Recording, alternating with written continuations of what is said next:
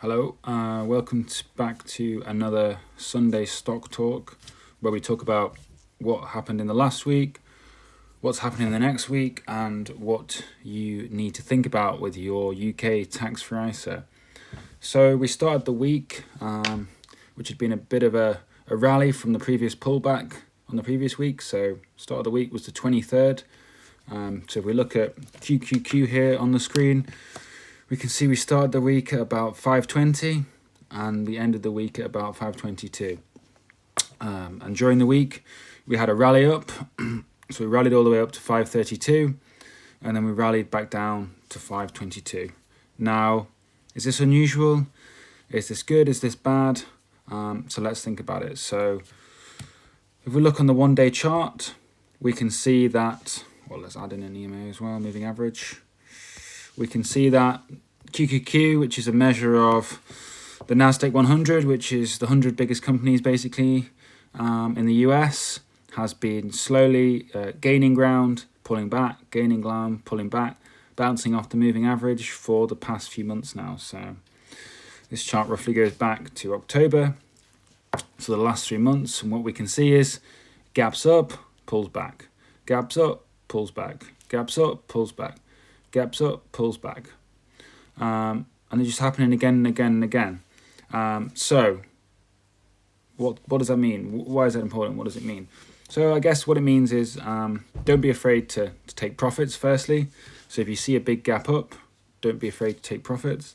And equally, it's still very bullish. So even though there was a pullback on Friday, markets pulled back just before the new year, overall, the QQQ is still very, very bullish.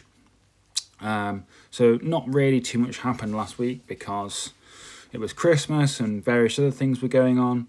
I think people were probably focusing more on their families rather than trading. So that's where we end the week, 522, which is higher than the start of the previous week, 520. So I thought I'd spend the rest of the video talking about, for those people who don't know, what is QQQ, and also what do we need to look at in the next week. So first of all, if anyone ever wants to basically figure out what's going on in the market the next week, you can go on marketwatch.com and look at the US economic calendar. Now this is a really good tool for seeing what's coming up. So it shows all the major economic reports that are coming in the next week. You can skip as far ahead as you want. It also shows what the forecast is, what the previous was, and then what the actual is when it happens. So as you can see, Monday, Tuesday, there's some home sales, Chicago Business Barometer. Wednesday's New Year, so we're not trading. Thursday, jobless claims, which potentially could have a small impact on the market. But yeah, it's New Year's Day. I don't know how much impact it will have. Construction spending, ISM manufacturing. So nothing massive going on in the next week. I would say jobless claims is the most important. So why is jobless claims important? So if we think about jobs in relation to inflation and then equally in relation to interest rate. So what do we want? We want inflation to come down. So I think it's 2.6, 2.5% in the US at the moment. So we want inflation to go below 2% so that the Fed cuts interest rates. Now the Fed will only cut interest rates if inflation goes down. So if there are more jobless claims, it's an indication that inflation is going to go down because people are poorer. So this is where it gets confusing. So more people out of a job is actually a good thing for the market. So if there's more people out of a job, it means people have less money to spend. People are, can't do what they want. Those people are unemployed. Therefore, they're poorer. Therefore, they spend less. Therefore, inflation goes down. And therefore, interest rates go down. So out of all these 5 things, that's the one I would be focusing on the most, the initial jobless claims. But again, it's not as important as CPI or interest rate, but it's still important. Now, there's something really confusing, so I'll say it once more. So if there's more people unemployed, so more people are claiming for a job, that means that basically more people are poor, more people have less money to spend because they're claiming money, they don't have a job, which means that basically inflation is going to come down, because if there's less demand, then demand, well, obviously supply then will outdo demand, and prices come down, inflation comes down. If inflation comes down, then interest can come down. So a bit of a funny one to get your head around. So Thursday, something to look at for that.